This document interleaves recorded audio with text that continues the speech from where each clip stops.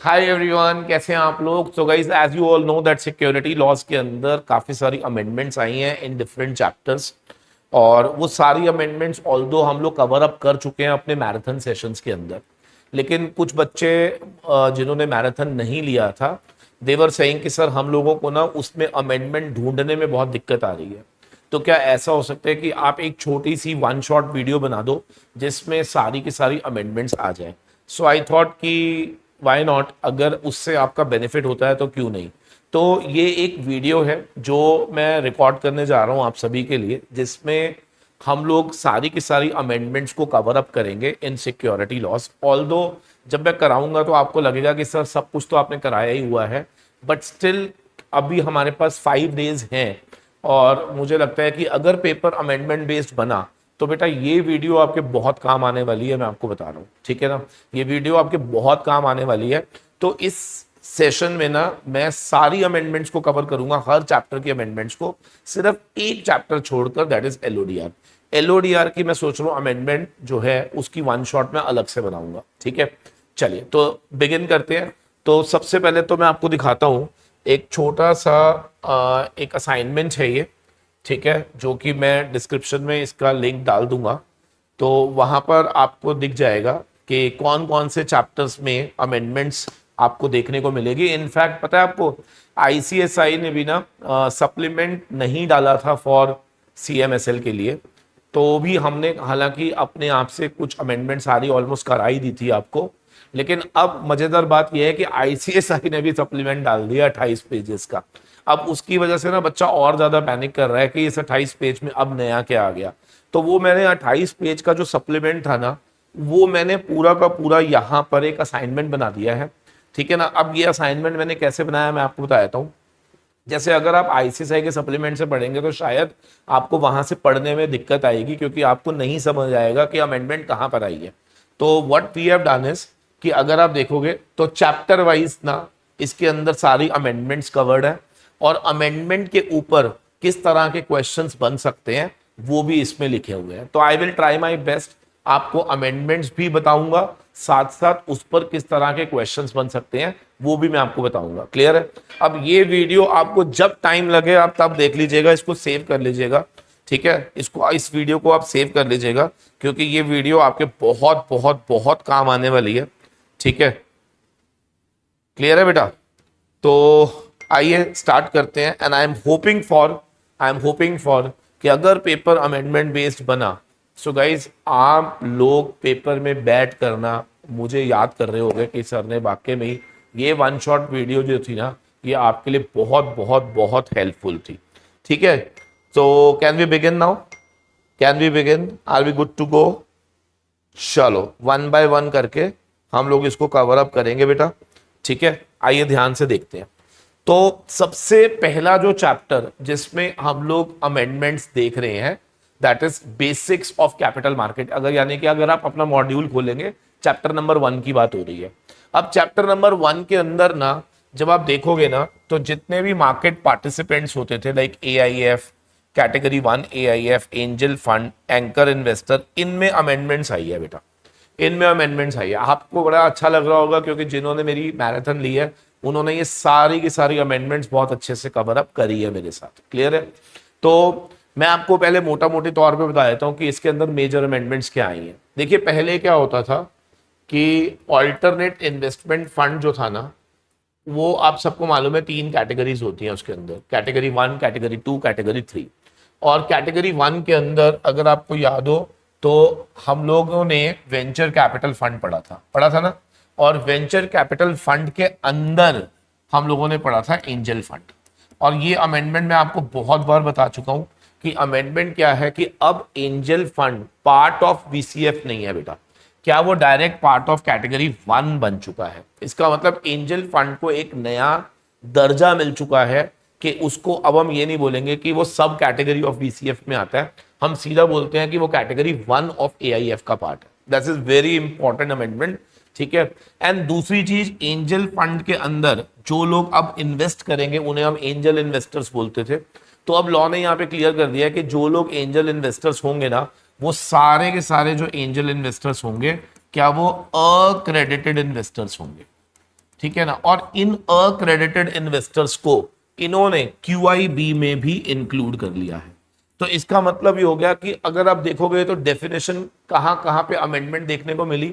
Sir सबसे पहले QIB में डेफिनेशन में अमेंडमेंट आ गई। मैंने अभी मैराथन नंबर 3 में आपको बताया भी था कि QIB की जो लिस्ट हमने पढ़ी थी उस लिस्ट के अंदर हम लोगों ने पढ़ा था कि अक्रेडिटेड इन्वेस्टर्स को इंक्लूड कर लिया गया। तो यानी कि अगर पेपर में डेफिनेशन ऑफ QIB आती है तो क्या आपको उस QIB की डेफिनेशन के अंदर आपने लास्ट में लिखना है अक्रेडिटेड इन्वेस्टर्स जो इन्वेस्ट करते हैं किसमें, एंजल फंड में, क्या वो भी अब QIB की लिस्ट में आ चुके हैं। ठीक है। दूसरा जो इसके अंदर अमेंडमेंट है वो ये है कि एंजल इन्वेस्टर्स कौन बनेगा, सिर्फ अब अक्रेडिटेड इन्वेस्टर्स ही बन सकते हैं। ठीक है। और तीसरा वेरी इंपॉर्टेंट कि जो एंजल फंड की डेफिनेशन थी वो चेंज हो गई। पहले एंजल फंड की डेफिनेशन क्या थी, हम बोलते थे सब कैटेगरी VCF, यानी कि VCF की सब कैटेगरी में आता था ऑफ कैटेगरी 1। तो लेकिन अब VCF वाला हट गया तो सीधा हम बोलते हैं कि ये कैटेगरी 1 में आता है। क्लियर है।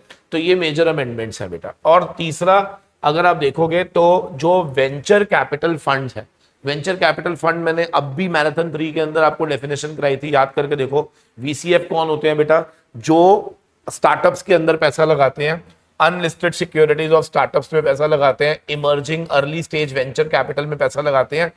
यही पढ़ा था ना आपने। यस। अब इसमें इंक्लूडेड होते हैं माइग्रेटेड VCF। अब ये माइग्रेटेड VCF कौन होते हैं, अगर आपने मैंने एक अमेंडमेंट क्लास डाली थी स्पेसिफिकली, देखी होगी तो उसमें कवर्ड है, नहीं भी देखी होगी तो मैं बता देता हूं। एक्चुअली में ना जो VCF है ना वो ऑलरेडी उसकी एक अलग रेगुलेशन हुआ करती थी, लेकिन जब 2012 में AIF की रेगुलेशन आई तो AIF के अंदर इन्होंने VCF को इंक्लूड कर लिया। तो अब VCF दो जगह पाए जा रहे थे, एक पुरानी रेगुलेशन में, एक 2012 में। तो अब लॉ ने कहा कि भाई जितने भी पुराने वाले हैं ना वो सब वहां से माइग्रेट होके किस में आ जाओ, AIF के अंदर 2012 वाली रेगुलेशन में आ जाओ। तो इनको बोलते हैं माइग्रेटेड VCF। तो अब जब VCF की डेफिनेशन हम लिखते हैं तो उसमें आपने क्या लिखना है कि इसमें क्या इंक्लूडेड है, माइग्रेटेड VCF इंक्लूडेड है। तो ये 4 अमेंडमेंट हमने कवर अप कर ली। ठीक है।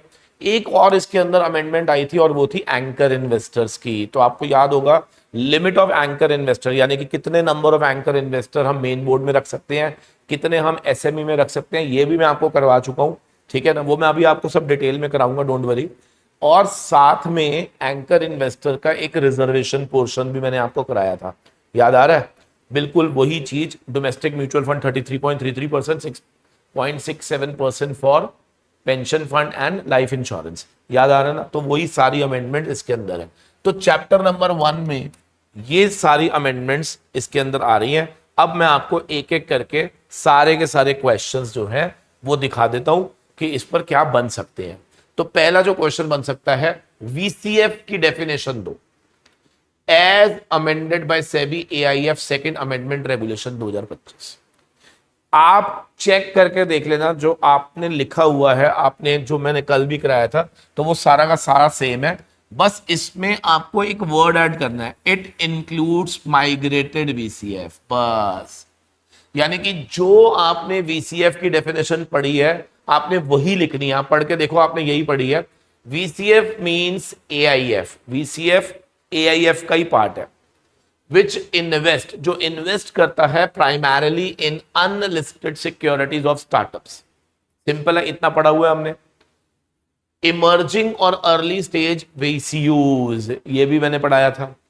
सच undertaking must mainly be involve in new product, new service, technology, intellectual property right based activities और न्यू बिजनेस मॉडल। यहां तक आपने बिल्कुल सेम ही पढ़ा हुआ है, इसका मतलब यहां तक कुछ भी चेंज नहीं है।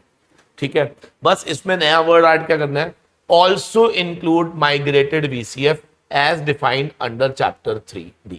बस खत्म, समझ आ गया, डन।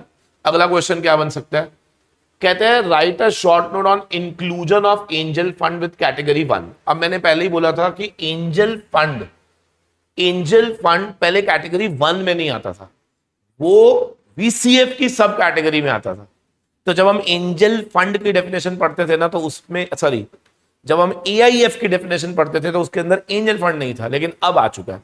तो अब अगर पेपर में आ जाए, बताओ एंजल फंड कैटेगरी 1 में कैसे कवर होता है, तो ध्यान से देखो। Category 1 AIF cover funds investing in startups, early stage venture, social venture, SMEs, infrastructure and other social economical desirable sector. तो पहले तो हमने ये लिखा था, फिर उसने कहा कि अब इसमें इंक्लूडेड होंगे कौन कौन, एक तो वीसीएफ, एक एसएमई और एक एंजल फंड। ये पहले नहीं होता था बेटा, समझ आया? तो अमेंडमेंट क्या है कि जब हम पहले कैटेगरी 1 की डेफिनेशन पढ़ते थे तो उसमें हम एंजल फंड अलग से नहीं लिखते थे, क्या हम वीसीएफ ही लिखते थे और वीसीएफ के अंदर एंजल फंड आता था। अब जब डेफिनेशन बनी तो उन्होंने वीसीएफ अलग लिख दिया, एंजल फंड अलग लिख दिया। I hope everybody is clear. तो what is the change now sir? अब डेफिनेशन में क्या अमेंडमेंट आई?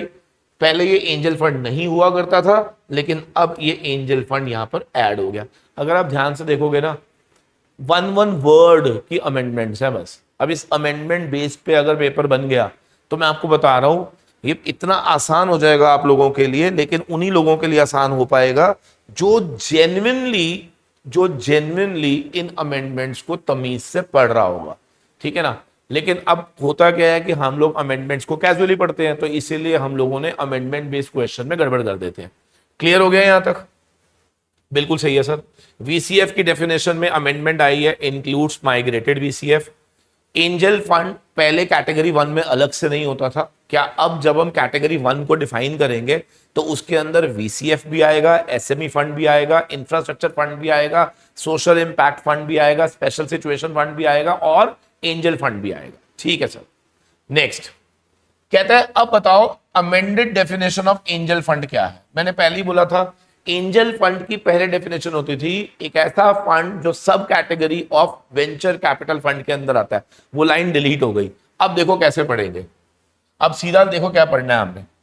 अब जब आप पढ़ोगे ना तो आपने ये पढ़ना है, एंजल फंड मींस सब कैटेगरी ऑफ कैटेगरी 1। इसका मतलब ये हो गया कि अब वीसीएफ वर्ड डिलीट हो गया, ठीक है ना। अब ये वीसीएफ के नीचे नहीं आता, क्या ये डायरेक्ट कैटेगरी 1 के नीचे आता है? क्या यहां तक क्लियर है? फिर ये रेज करता है फंड कहां से? Accredited investors. याद रखना, पहले हम बोलते थे ये रेज करता है फंड फ्रॉम एंजल इन्वेस्टर्स, अब हम क्या बोलते हैं? Accredited investors. क्या सबको क्लियर है या नहीं? ठीक है। अब वो कहता है हु आर इंक्लूडेड इन क्यूआईबीज। क्या क्यूआईबी की डेफिनेशन भी अमेंड हो गई? अब क्यूआईबी की डेफिनेशन में किसको इंक्लूड कर दिया गया? सर क्यूआईबी की डेफिनेशन में आपने अक्रेडिटेड इन्वेस्टर को इंक्लूड कर लिया। तो ध्यान से देखो क्या लिखा है। कहता है कि ना जब अक्रेडिटेड जो इन्वेस्टर थे ना, they were inserted in the definition of QIB. जिन्होंने मैराथन नंबर 3 अटेंड करी थी वहां पे मैंने बताया भी था कि क्यूआईबी के अंदर ये इंसर्ट हो चुका है। क्या सबको क्लियर है या नहीं? अच्छा, एक पंगा है यहां पे। पंगा क्या पता है? पेपर में क्वेश्चन आ सकता है क्या सारे अक्रेडिटेड इन्वेस्टर क्यूआईबी है? Answer is no.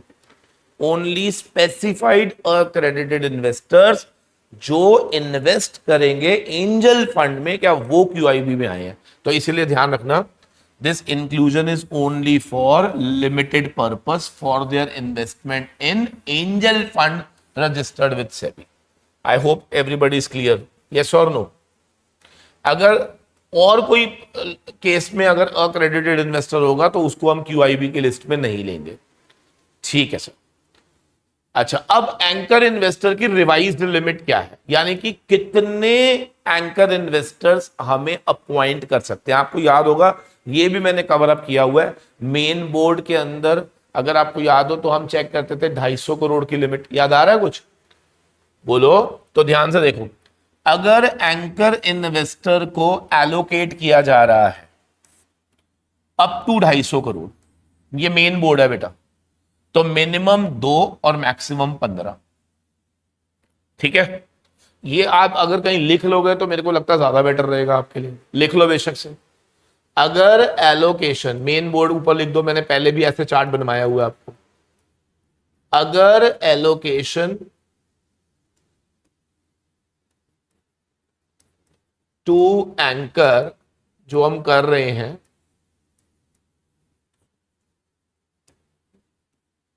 अगर वो अप टू 250 करोड़ है तो इसका आंसर अलग होगा। अगर अबव 250 करोड़ है तो आंसर अलग होगा। ठीक है, अप टू 250 करोड़ में लिखो। मिनिमम मैक्सिमम, पढ़ो क्या लिखा है, मिनिमम 2, मैक्सिमम 5।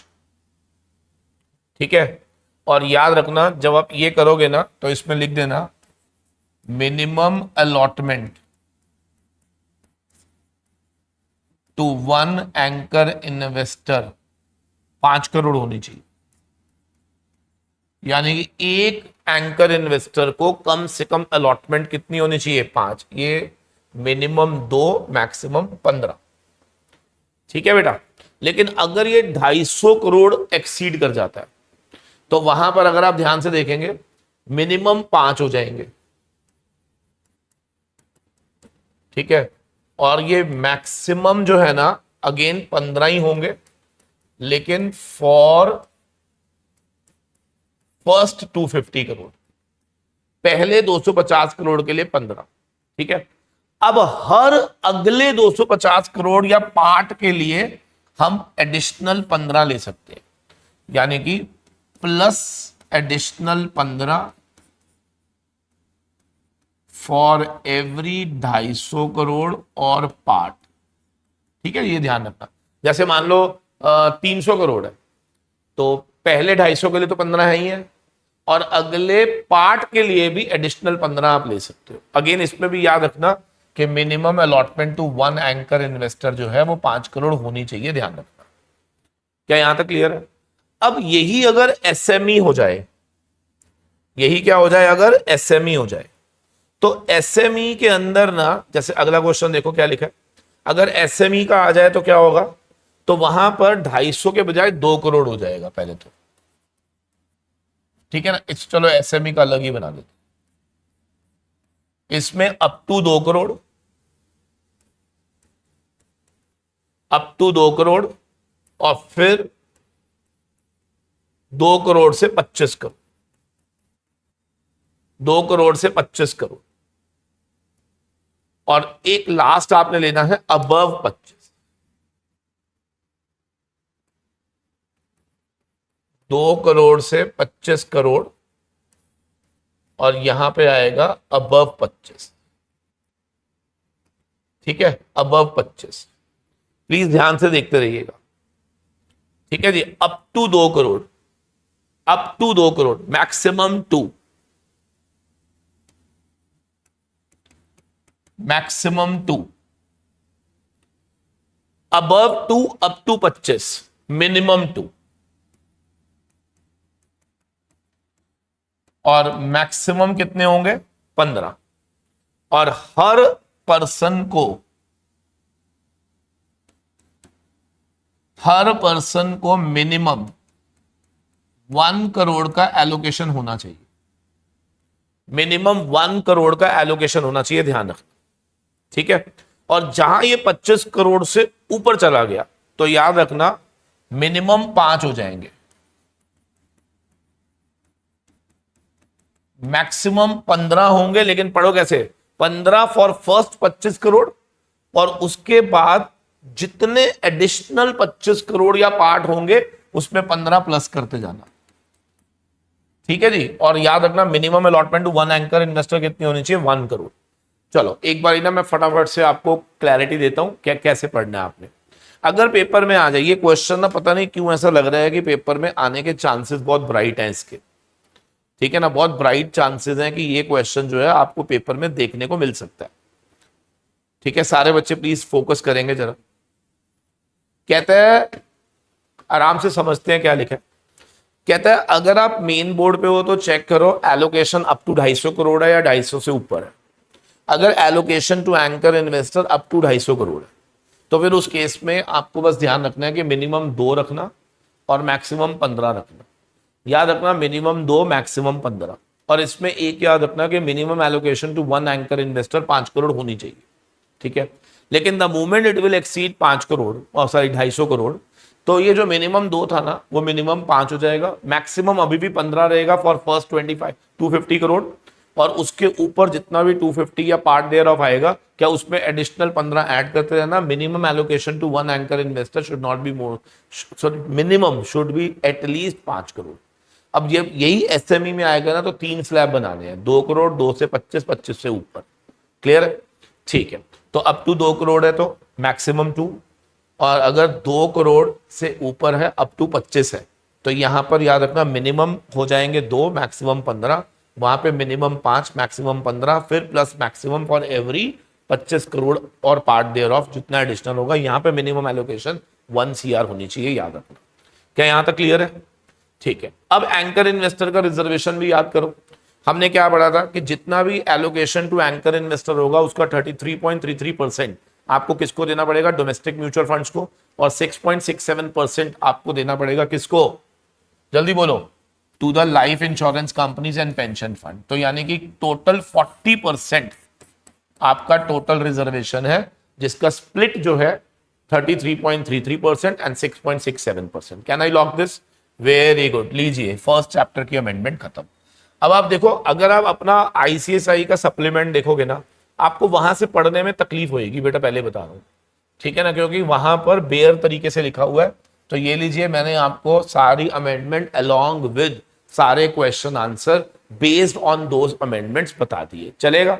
Very good. अब चलते हैं बेटा अमेंडमेंट चैप्टर नंबर 2, जो कि सेकेंडरी मार्केट इन इंडिया। आपको लग रहा होगा 17 चैप्टर में अमेंडमेंट आई है, नहीं, वो ये कह रहा है कि mutual fund as per module chapter number 17 है, 13 है, 11 है, 10 है, 9 है, 8 है, 7 है, 6 है, 4 है।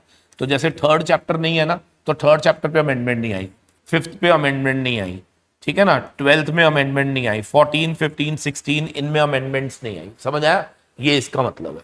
तो ऐसा नहीं है कि 17 चैप्टर में अमेंडमेंट है, ये मॉड्यूल के लेसन नंबर है, ठीक है ना, इसके हिसाब से बना हुआ है ये।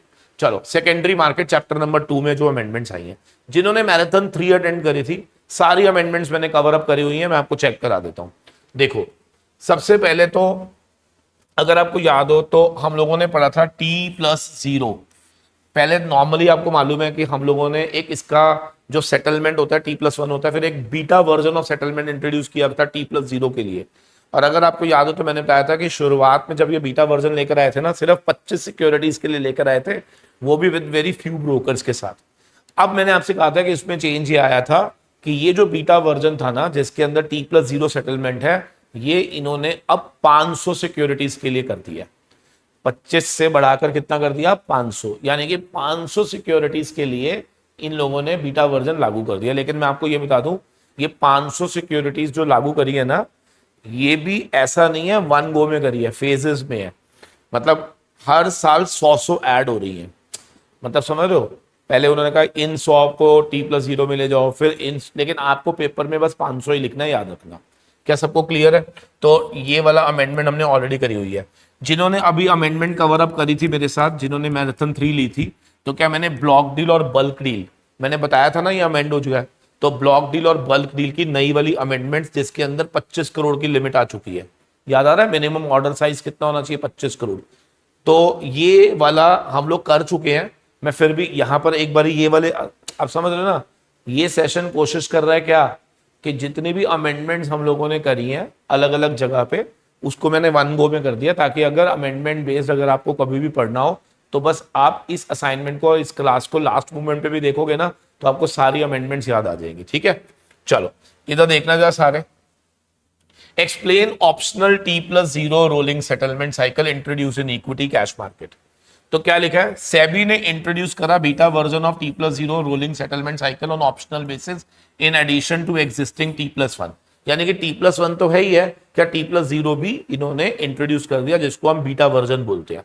इनिशियली ये अप्लाइड किया गया था limited to 25 scripts with a limited number of brokers and was enabled to non-custodian client till 28 March by NSE and BSE. It is not a replacement of T+1। याद रखना, T+1 अभी भी चल रही है। क्या ये सिर्फ एक in addition settlement cycle introduce की गई है? क्या यहां तक क्लियर है? अब इन्होंने क्या करा, ये जो नंबर थे ना, नंबर 25 से बढ़कर अब कितने हो गए हैं? 500। ये अमेंडमेंट है बेटा, ये अमेंडमेंट है। T+0 settlement will be made available to top 500 scripts. ठीक है ना। अब अगर आपने ये नहीं भी नोट करना तो मत करना, ये 25 से बढ़कर अब कितना हो गया? 500। ये अमेंडमेंट है। और दोस्तों ये लेकिन आएगा कैसे? फेज में आएगा, starting with bottom 100 companies out of 500 and gradually will include next bottom 100 every month. मतलब धीरे धीरे ये हर महीने 100 ऐड करेंगे, बट एनीवेज आपको ये नहीं भी लिखोगे तो चलेगा। आप सिर्फ ये लिख देना कि 25 जो थी ना बीटा वर्जन, पहले 25 पे लाया गया था for T+0 settlement, now it is being introduce for 500 मोर। ठीक है, और ये 500 स्क्रिप्ट्स कौन से हैं? जो टॉप 500 स्क्रिप्ट्स हैं based on market capitalisation. Lock कर दो इसको। आई एम वेरी श्योर यार, जिन बच्चों ने ना, जिन भी बच्चों ने, आप में से जिन बच्चों ने तमीज से अगर आपने मेरे साथ मैराथन्स अटेंड करी हैं, सारी अमेंडमेंट मैंने कवर करी थी, ठीक है ना, आप प्लीज ये ध्यान रखिएगा, कुछ भी नया नहीं है। अच्छा, फिर वो क्या कह रहा है? Tangible asset requirement for listing in BSc SME. अगर आप बीएससी के एसएमई प्लेटफॉर्म पे लिस्ट कराना चाह रहे हो तो आपके मिनिमम टैंजेबल एसेट कितने होने चाहिए? 3 करोड़। सर, क्या टैंजेबल एसेट 3 करोड़ की कंडीशन आपने मेन बोर्ड पे भी पढ़ी थी? एसएमई पे भी इन्होंने 3 करोड़ की लिमिट रखी हुई है, ठीक है, तो ये कुछ नया नहीं है, आपने पहले भी पढ़ा हुआ है। अब आ जाता है बेटा डिफाइन ब्लॉक डील, फिर उसके बाद ब्लॉक डील्स क्या होती हैं and differentiation between block and bulk deal. तो ये मैंने सारा कराया हुआ है, बिल्कुल एग्जैक्टली सेम कराया था मैंने। मैं आपको एक बार फटाफट से याद करा देता हूं। ब्लॉक डील का मेन इंटेंट क्या था कि जो ट्रांजैक्शन है वो एक ही बार में हम लोग करना चाह रहे थे, यानी कि हम चाहते हैं कि बड़ी ट्रांजैक्शन जो हैं क्या उसे हम बिना disadvantages to the buyer and seller, क्या हम वन शॉट में उस ट्रांजैक्शन को करवाना चाह रहे थे, ठीक है ना। और इसके लिए मैंने क्या कहा था, सेपरेट ट्रेडिंग विंडो भी बनाई जाती है और उसका ट्रेडिंग विंडो का जो टाइमिंग है वो मॉर्निंग और आफ्टरनून दिया हुआ है। अब इसके अंदर बस हमारे को मेन जो याद रखना था ना, याद करो, इसमें जो मेन हमें याद रखना था वो क्या था कि इसको सिंगल ट्रांजैक्शन में करना है और इसका मिनिमम ऑर्डर साइज 25 करोड़ होना चाहिए और ±3% ये ऊपर नीचे हो सकता है।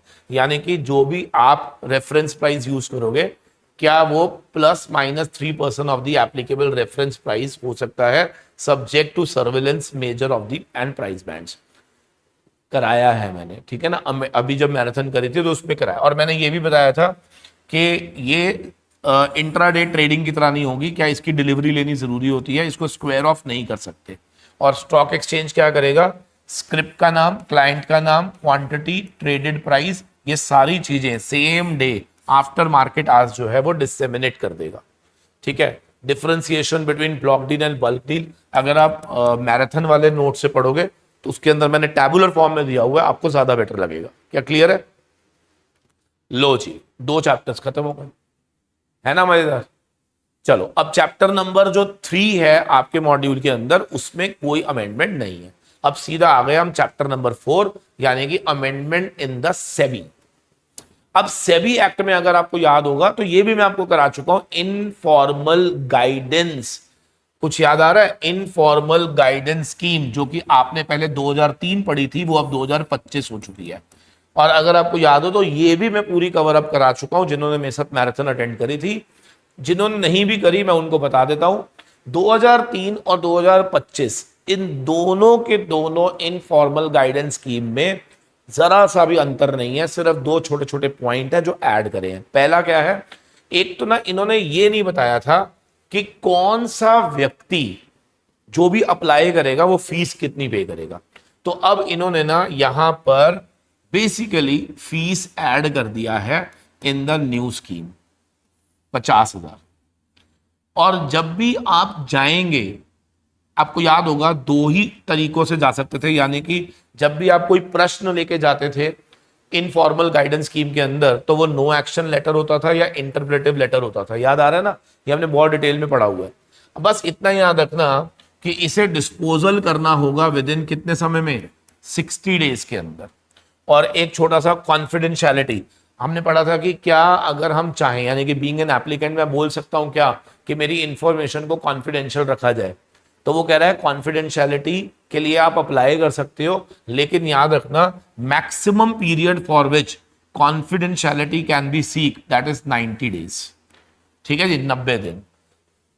तो आई होप अगर आप पुराना वाला पढ़ चुके हो इनफॉर्मल गाइडेंस की 2003, तो 2025 2003 सारा सेम है विद ओनली 2-3 चेंजेस।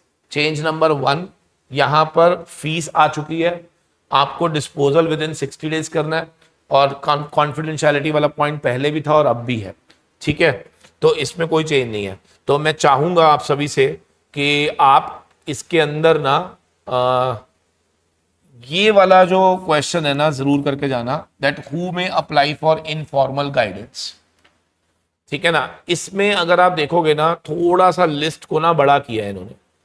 देखो कौन अप्लाई कर सकता है इनफॉर्मल गाइडेंस में, एक तो इंटरमीडिएट रजिस्टर्ड विद सेबी, ठीक है। और कौन जा सकता है, person entities appointed to manage investment of pooled investments.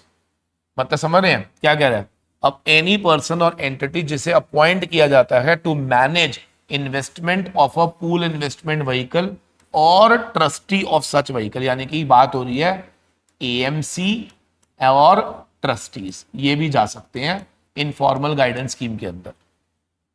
कोई भी लिस्टेड कंपनी भी जा सकती है, या वो कंपनी भी जा सकती है जिसकी सिक्योरिटीज जो है वो लिस्ट होने वाली है और वो ऑलरेडी लिस्टिंग एप्लीकेशन या डीओडी फाइल कर चुकी है। अगर आप टेक ओवर कोर्ट में एक्वायरर हो तो आप भी जा सकते हो, अगर आप स्टॉक एक्सचेंज हो तो भी जा सकते हो, क्लियरिंग कॉर्पोरेशन भी जा सकता है, रजिस्टर्ड डिपॉजिटरी भी जा सकता है, ठीक है जी। तो आपने क्या करना है, अपना जो इनफॉर्मल गाइडेंस स्कीम आपने पढ़ी हुई है वो आप बिल्कुल वैसे ही पढ़ेंगे, सिर्फ 2-3 बातें याद रखनी है।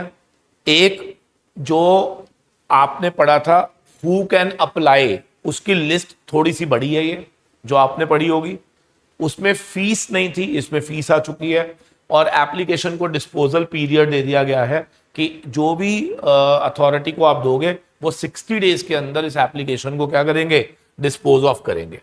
क्या सबको क्लियर है या नहीं। अब बाकी अगर आप यहां से भी चाहो तो रेफर कर सकते हो। तो इसका मतलब मेन जो हम लोगों ने सेबी एक्ट के अंदर जो मोस्ट इंपॉर्टेंट अमेंडमेंट है that is informal guidance scheme, ठीक है। तो लीजिए ये चैप्टर की भी अमेंडमेंट खत्म हो गई, कितना मजा आया ना। तो अब आप मुझे बताओ क्या हमने 3 चैप्टर की अमेंडमेंट्स को खत्म भी कर दिया, and I am hoping for आपको सारा समझ में आ गया होगा। चलिए अब नेक्स्ट चैप्टर की और अमेंडमेंट्स बढ़ते हैं जरा। नेक्स्ट चैप्टर जो है दैट इज सेबी का सिक्योरिटी मार्केट इंटरमीडियरीज।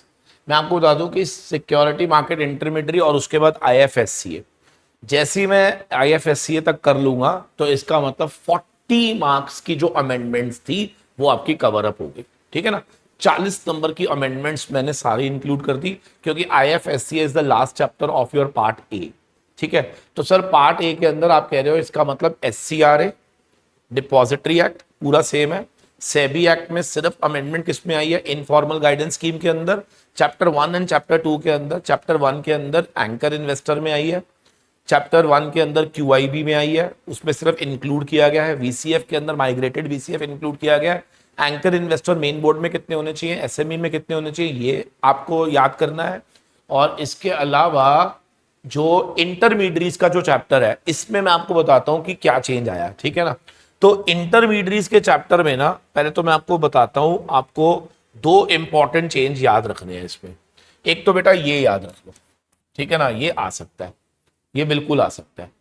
अभी एक्चुअल में क्या होता था, जो कस्टोडियन है ना बेटा, इंटरमीडिएट में जो कस्टोडियन है उसको मिनिमम नेटवर्थ चाहिए होती थी 50 करोड़, ये बढ़कर हो गई है 75 करोड़।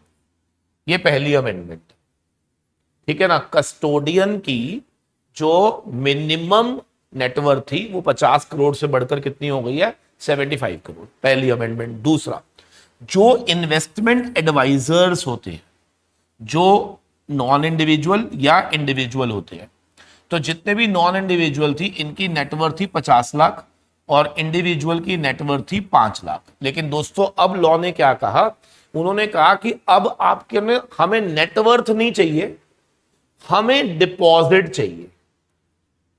यानी कि इनकी ये वाली रिक्वायरमेंट को हटा दिया गया और बोला गया कि अगर आप इन्वेस्टमेंट एडवाइजर बनना चाहते हो तो आप सेबी के साथ क्या करोगे, कुछ डिपॉजिट्स जमा कराओगे। कम ऑन, क्या करोगे, कुछ डिपॉजिट्स जमा कराओगे, ये बोला गया। क्या सबको क्लियर है या नहीं, ठीक है सर। तो आप ये कह रहे हो कि सर 3 मेजर अमेंडमेंट्स हैं।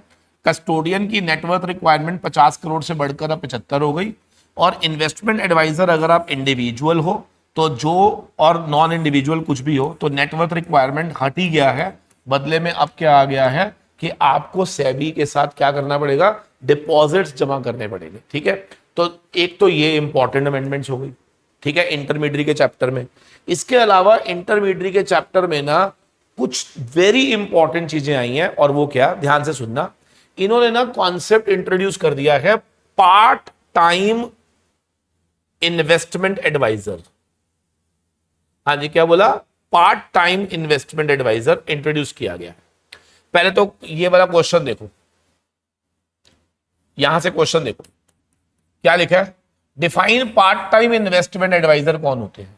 यानी कि पहले जो हम इन्वेस्टमेंट एडवाइजर की डेफिनेशन पढ़ते थे ना, उसमें पार्ट टाइम था ही नहीं कुछ। अब इन्होंने एक वर्ड ऐड कर दिया, पार्ट टाइम इन्वेस्टमेंट एडवाइजर। अब ये कौन होते हैं, जैसे सपोज करो आप मान लो जॉब करते हो या कोई और बिजनेस करते हो, और साथ में आप क्या करना चाहते हो, इन्वेस्टमेंट एडवाइजरी बिजनेस देना चाहते हो, तो आप क्या कहलाओगे, पार्ट टाइम इन्वेस्टमेंट एडवाइजर बन जाओगे। ठीक है ना, तो ध्यान से देखो क्या लिखा है। जो पार्ट टाइम इन्वेस्टमेंट एडवाइजर होते हैं उसकी डेफिनेशन दे दी इन्होंने, इंडिविजुअल और फर्म जो फॉर कंसिडरेशन एंगेज्ड होते हैं in providing investment advice and also engaged in any other business activity और एम्प्लॉयमेंट।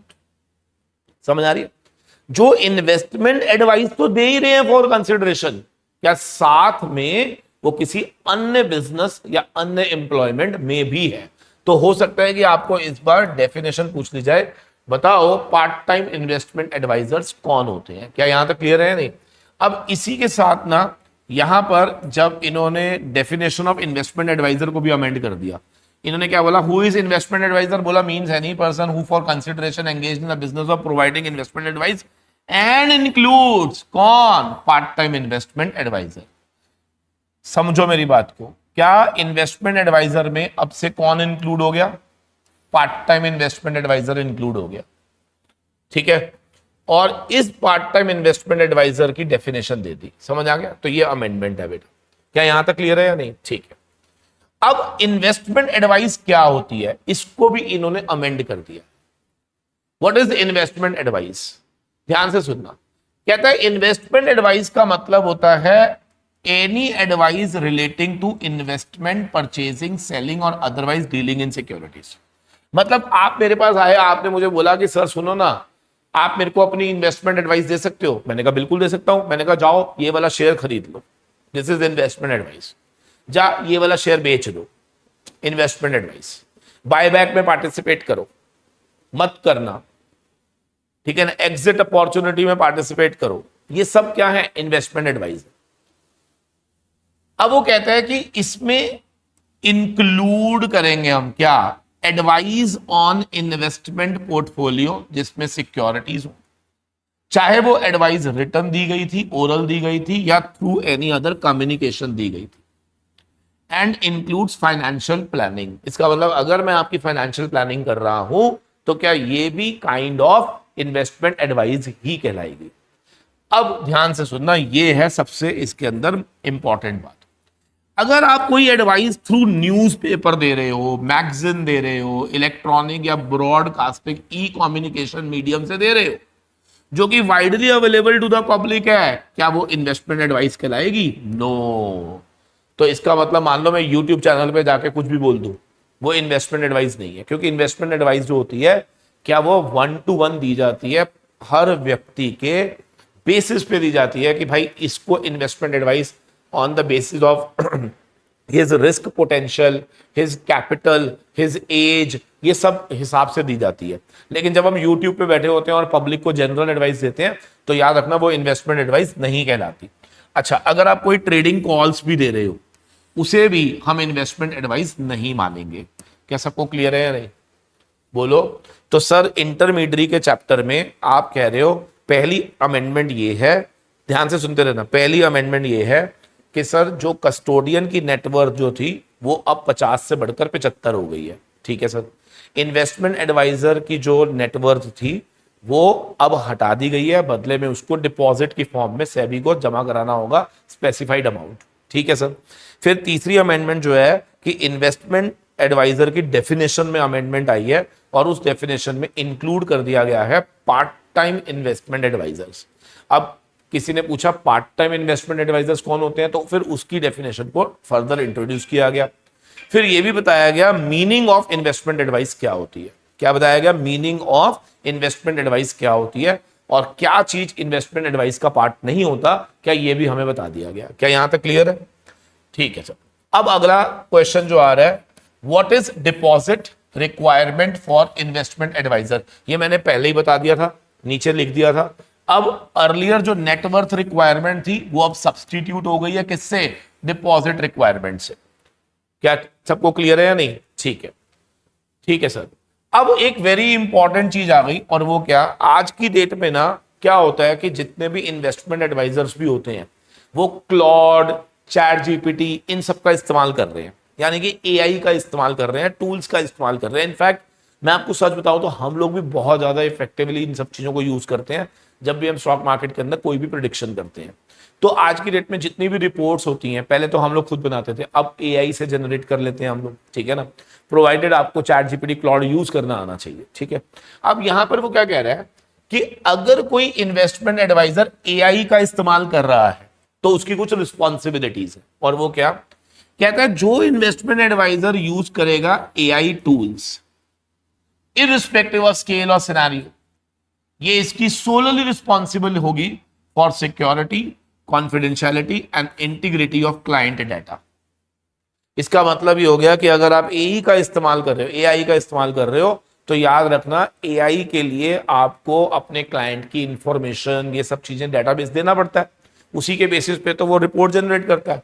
तो फिर आपको ये भी ध्यान रखना पड़ेगा कि जो भी क्लाइंट का डाटा आप दे रहे हो, क्या वो सिक्योर, कॉन्फिडेंशियल और इंटीग्रल होना चाहिए, ये आपकी रिस्पॉन्सिबिलिटी है। समझ आ रही है? तो कोई भी इन्वेस्टमेंट एडवाइजर अगर एआई का इस्तेमाल कर रहा है तो ये उसकी जिम्मेवारी बनेगी कि वो इन सब चीजों का ध्यान रखेगा, ठीक है sir.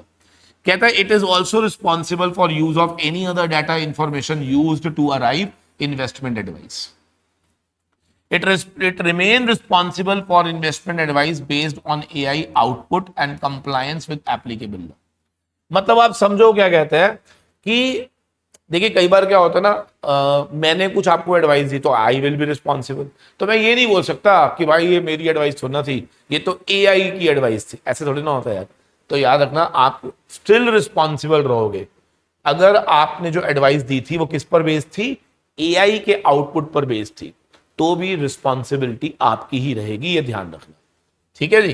And compliance and applicable laws, ये सब आपकी ही रिस्पॉन्सिबिलिटी रहने वाली है।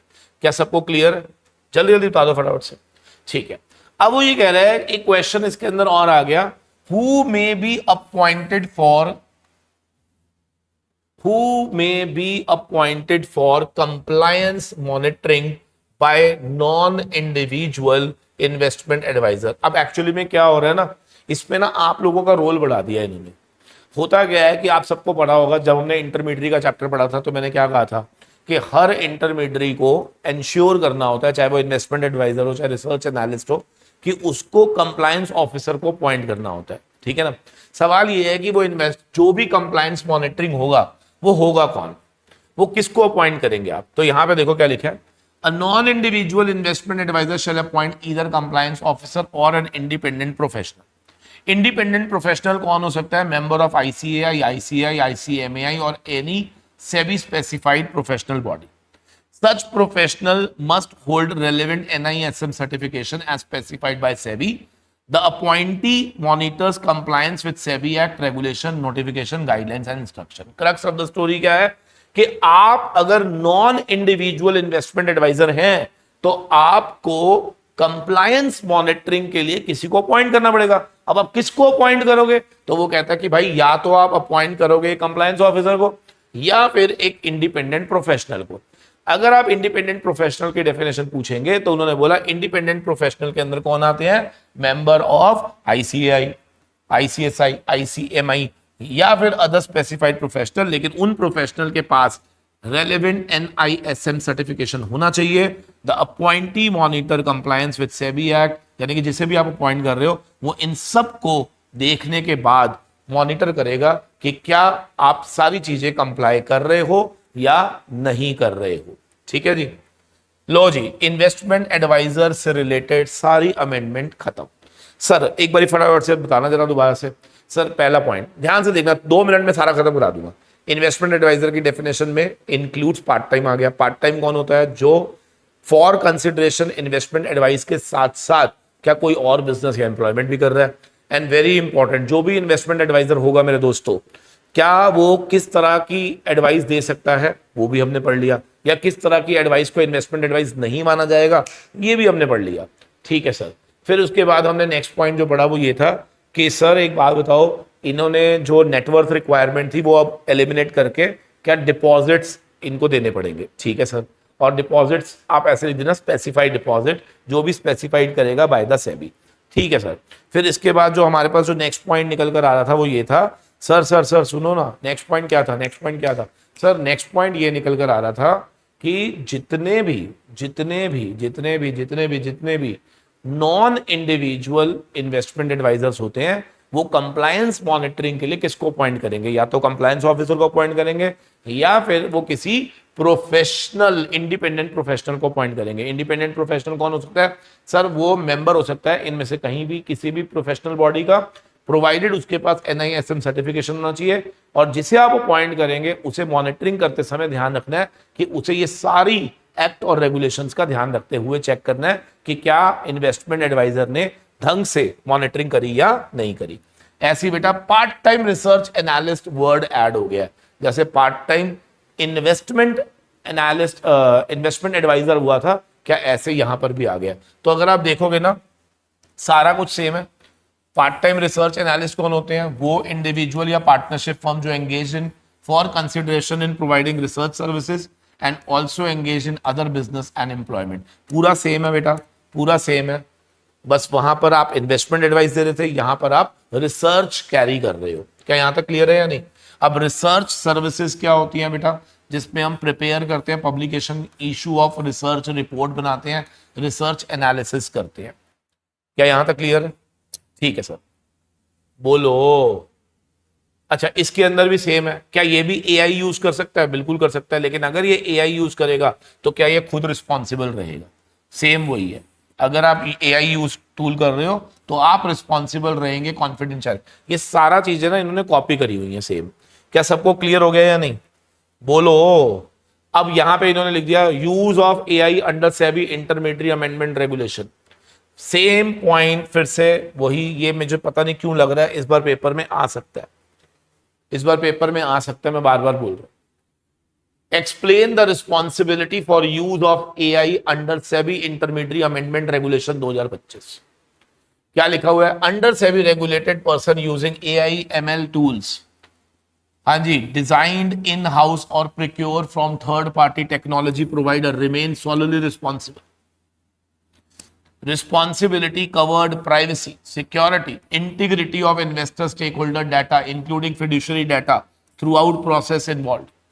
और जो भी आउटपुट आएंगे क्या उन सब के लिए रिस्पॉन्सिबल आप ही रहेंगे। You must be responsible for the compliance and applicable laws. SEBI may take action for the violation. I hope everybody is clear. So this is very very very important. ये ध्यान रखना। आपको लग रहा होगा कि इंटरमीडिएट के चैप्टर में अमेंडमेंट बहुत ज्यादा है, लेकिन एक्चुअल में ज्यादा नहीं है। 3 पॉइंट पे ज्यादा काम किया गया, एक तो AI पे, एक पार्ट टाइम पे, और एक इन्होंने जो काम किया है वो है कुछ लोगों की नेटवर्थ को अब डिपॉजिट में कन्वर्ट कर दिया और कुछ लोगों की नेटवर्थ को इन्होंने बढ़ा दिया। कितना आसान है बताओ दोस्तों। क्या सबको क्लियर है या नहीं? बोलो मेरे प्यारे दोस्त, क्या इसको हम पढ़ पाएंगे? ठीक है सर। तो ये हमारा चैप्टर खत्म हो गया। अब आ रहा है बेटा पार्ट A का आखिरी chapter, that is IFSCA। IFSCA के अंदर बहुत 3 छोटी छोटी अमेंडमेंट्स आई हैं। देखो क्या, पहले क्या होता था कि जब हम ऑफर डॉक्यूमेंट लगाते थे, जैसे मान लो कोई कंपनी IFSCA के थ्रू पब्लिक इशू लाना चाह रही है, तो जैसे इंडिया में जब आप सेबी के अंदर, जब आप इंडिया में कोई पब्लिक इशू लाते हो तो आपको याद होगा हम DOD फाइल करते हैं, तो यहां पर भी आपको ऑफर डॉक्यूमेंट लगाना होता है। अब उस ऑफर डॉक्यूमेंट में ना फाइनेंशियल इंफॉर्मेशन देनी होती है। तो पहले क्या होता था कि जो फाइनेंशियल इंफॉर्मेशन होती थी वो 135 दिन पुरानी होनी चाहिए थी, लेकिन अब वो कह रहा है कि 180 दिन तक चल जाएगी। इसका मतलब ये हो गया कि जो भी फाइनेंशियल इंफॉर्मेशन आप ऑफर डॉक्यूमेंट में लगाओगे वो 180 दिन से ज्यादा नहीं होनी चाहिए पुरानी। ठीक है। दूसरा, होता क्या था कि जब लोग सब्सक्रिप्शन के लिए अप्लाई करते थे तो आफ्टर सब्सक्रिप्शन के आपको अलॉटमेंट, पेमेंट, रिफंड ये सब करना होता था। तो इन्होंने अब क्लैरिफाई कर दिया कि भाई ये जो अलॉटमेंट, पेमेंट, रिफंड है ना, ये पहले होता था 5 वर्किंग डेज के अंदर आपको अलॉटमेंट करना होगा या रिफंड करना होगा। अब ये पीरियड 8 वर्किंग डेज कर दिया। याद रखना, ये अमेंडमेंट आईसीडीआर में नहीं है, आईएफएससीए में है। तो अगर पेपर में आईएफएससीए से रिलेटेड क्वेश्चन आ गया, वो भी अमेंडमेंट बेस्ड, तो वो क्या क्या पूछ सकता है? पहला, financial information along with offer document कितनी पुरानी होनी चाहिए? तो आपने क्या बोला? Not older than 180 days. पहले कितना था? 135 डेज। अलॉटमेंट, रिफंड ये सब कितने दिनों में होना चाहिए? 5 वर्किंग डेज में। अब बढ़कर हो गया 8 वर्किंग डेज। ठीक है। फाइनेंशियल स्टेटमेंट डिस्क्लोजर्स, तो पहले इनको क्या होता था? क्वार्टरली फाइनेंशियल स्टेटमेंट डिस्क्लोज करनी होती थी, वो भी विद इन 45 डेज। लेकिन अब इन्होंने हाफ ईयरली कर दिया। तो 3 क्वार्टर जो होते थे ना, लास्ट क्वार्टर को छोड़ दो, तो 45 days after end of every quarter होता था। बट इन्होंने कहा अब क्वार्टरली नहीं करनी, अब हाफ ईयरली करनी है, वो भी 45 days after the end of first half year. मतलब क्वार्टरली वर्ड हटा के क्या कर दिया इन्होंने? फाइनेंशियल इंफॉर्मेशन का जो स्टेटमेंट का जो डिस्क्लोजर है वो अब हाफ ईयरली हो गया है। लीजिए दोस्तों, पार्ट ए की सारी अमेंडमेंट्स आर डन। ठीक है जी, सारी अमेंडमेंट होगी। मेरे को क्या लग रहा है, what is I am planning now, तो एक काम करते हैं, इस क्लास को यहीं पे छोड़ देते हैं, है ना? कारण बताता हूं क्यों। क्योंकि क्लास जब लंबी हो जाएगी ना तो फिर आपको दिक्कत आएगी। तो इसको हम पार्ट ए अमेंडमेंट कर देते हैं, फिर एक वीडियो बनाता हूं पार्ट बी, उसके अंदर एलओडीआर भी साथ में ले लेंगे। ठीक है, चलो। तो आप फटाफट से इसको फास्ट ट्रैक पे देख लो। अगर आपको मजा आया हो तो कमेंट करके जरूर जाना, नहीं तो चपाट पड़ेगी। ठीक है, बाय बाय।